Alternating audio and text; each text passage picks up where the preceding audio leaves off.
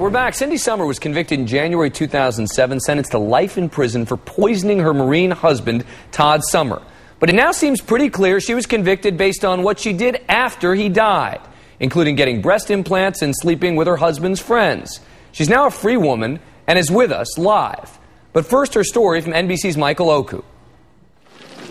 After spending 2.5 years behind bars for a crime the state now says never happened, Cindy Summer was asked whether she was angry. Would you be? Yeah.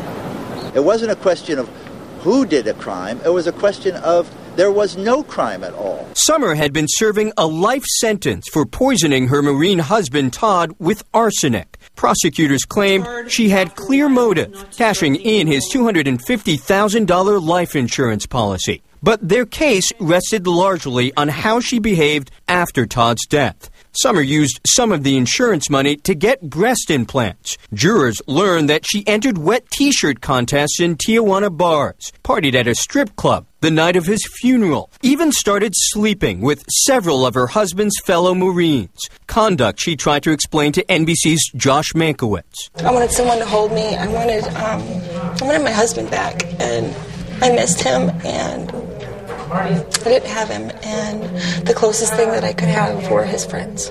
Jurors didn't buy it. After all, tests conducted by the crime lab revealed an unusually high level of arsenic in his liver. And who else could have been responsible? Guilty of the crime of murder. But then last week, after a new round of tests, investigators found that Todd Summer hadn't been poisoned at all. Due to mistakes made at the crime lab, tissue samples may have been contaminated. Todd Summer apparently died from natural heart failure, exactly as the original coroner's report found. I'm still in shock. I really cannot believe that I'm standing outside of the jail right now. The case against her now dropped, her surreal prison nightmare finally over. Cindy Summer took her first steps towards rebuilding her life and reuniting with her children. Hi, honey, I love you.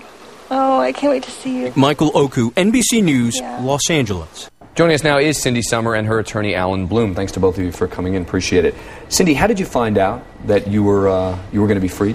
I found out through a sergeant. Came to tell me and asked me if it was true that the media outside was there for my release. You didn't know? I didn't know. I had no idea. You had no idea you were about to be released? A guard comes up to you and says... Is this true? The media's outside. They say that you're being released. I know you can't say anything. I know you're supposed to not talk about it.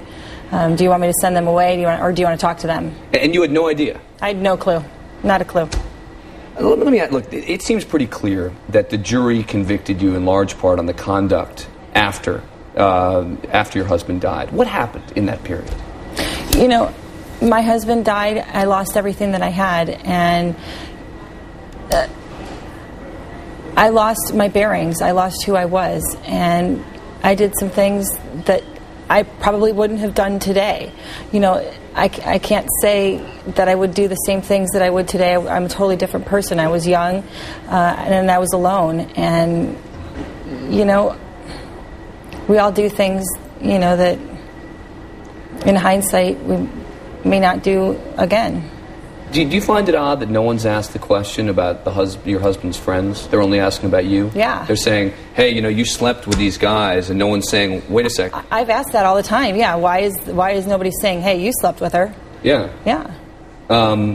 Legally, this took a long time to get her released. What was the key point was the arsenic, right? Yeah, Alan? It shouldn't have taken a long time at all. The district attorney had the evidence, which last week was finally tested, and they had that evidence. It took them 10 minutes to find it in 2008. It took a single phone call, and why they didn't spend that 10 minutes in one phone call back in 2002 or 2003 or 2004 or any of the 2.5 years. So no crime at all. I mean, let's be clear. So was no crime. It's just not that your client didn't commit a crime. There was no crime. There was no crime. Todd's body did not have any arsenic in it, and so for the district attorney to come around now and make the statement that the system worked just like it should is absolutely obscene. Let me play that piece of sound. This is from the San Diego district attorney talking about that. Today, justice was done. This is how the system is supposed to work. This case was done exactly the way it should be. Our prosecutors reviewed the evidence, and based on the evidence that they had at the time, there was proof beyond a reasonable doubt. Cindy, how do you feel about that? Justice was done. I bet you don't feel that way. Justice has not been done. You know, how can you say that justice has been served when I spent 876 days of my life for a crime that was not committed, that wasn't even a crime? There was not even a murder. What's it like being back with the kids?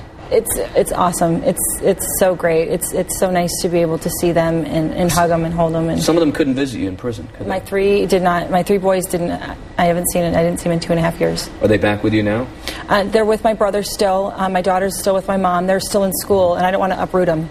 You know, this whole thing has been I mean, my whole family has been devastated by this, and to just uproot them and take them out of where they're at right now, it would just still be another devastating blow to my family. So I'm going to leave them where they're at and get my life back. What an ordeal! Look, I think now that you're free, now the justice system has done its work. I also will say I think you've been unfairly slimed for a lot of the things that happened afterwards. People can make bad choices, etc., but the notion that somehow that means that X, Y, or Z, I think that's part of the reason that you've been so mistreated in this case. You. Thank you very much for coming on the program. Alan Bloom, thank you as well. Thank you.